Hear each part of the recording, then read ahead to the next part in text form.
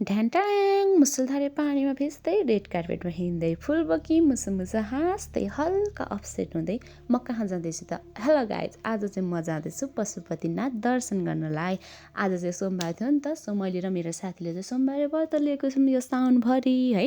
बल्ल बल्ल आएको चाडबाड त मनाउनै परेन नि त होइन। भन्दै म अगाडि गएँ, जाँदा जाँदै हेर्नु न गाइज, मलाई त अलिअलि पानीले भेट्यो।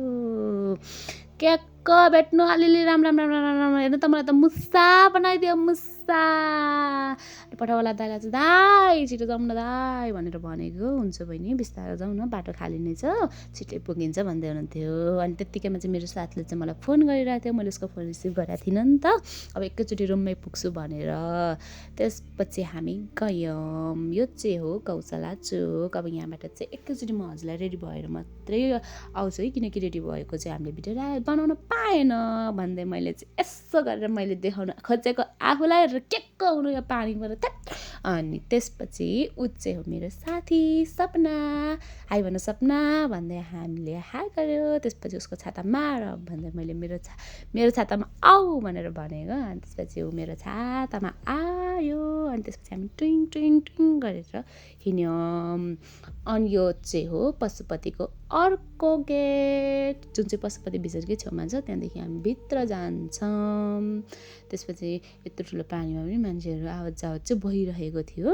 अनि त्यसपछि हामी पनि गयौँ भित्र। त्यसपछि यहाँ ठुलो घन्टी थियो।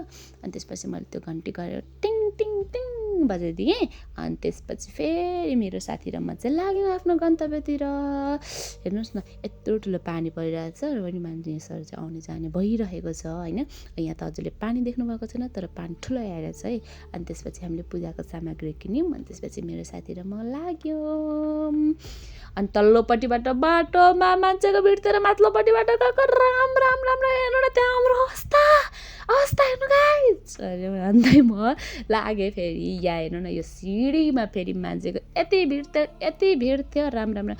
अब लिटरली भन्नुपर्दाखेरि यो तलको बाटो सबै खाली छ, यही सिँढीमा मात्रै उयो छ नि त। यो सिँढीभन्दा पनि यो पुलमा अनि हामी जानुपर्ने चाहिँ उता पर थियो। अनि त्यसपछि हामी चाहिँ यताबाट घुमेर गएको, फोन घुमेर फेरि हेर्नु त आमै। अब यो घुमेको फोनलाई साइडमा राख्दै हामी अगाडि बढौँ है त। हेर्नुहोस् न, रेड कार्पेटमा हिँड्दाखेरि त हिरोनीवाला भाइब साख्यो, तर म हिरोनी होइन के अरे भन्दै अगाडि हिँडेँ म।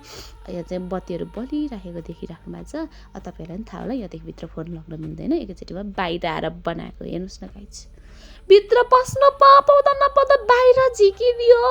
के भन्नु, सिटी फुकेर लु गरेर बाहिर निकाली त हाल्यो। अब के गर्नु भन्दै मेरो साथी र मैले चाहिँ यो सोमबार यस्तै भयो। अब अर्को सोमबार चाहिँ एकदम मजाले पूजा गरेर बस्ने हो है भनेर भनियो। त्यसपछि अब मेरो आउटफिट चेक गर्छु। हेर्नुहोस् न, मैले चाहिँ व्हाइट कलरको प्लाजो लगाएको थिएँ, माथिको टप्स चाहिँ मैले ग्रिन कलरको लगाएको थिएँ कुर्ती चाहिँ। भन्दै म अगाडि आएँ। यो चाहिँ तल लिएको हो आरतीवाला, मैले त्यो यो बाती बालेको थिएँ। अनि त्यसपछि अब मेरो साथीले मेरो फोटो खिचिदिन्छ। हेर्नुहोस् न कस्तो राम्रो राम्रो फोटो खिचिदिएको छ। धन्यवाद सपना तिमीलाई भन्दै हजुरहरूलाई पनि धेरै धेरै धन्यवाद। मेरो पहिलो मिनी ब्लग हजुरहरूलाई कस्तो लाग्यो, मलाई जस्तो लाग्छ त्यस्तै कमेन्ट गर्नु नभुल्नु होला। लास्टसम्म मेरो भिडियो हेरेर सपोर्ट गरिदिनु भएकोमा धेरै धेरै धन्यवाद हजुरहरूलाई भन्दै म बिदा माग्न चाहेँ। By by.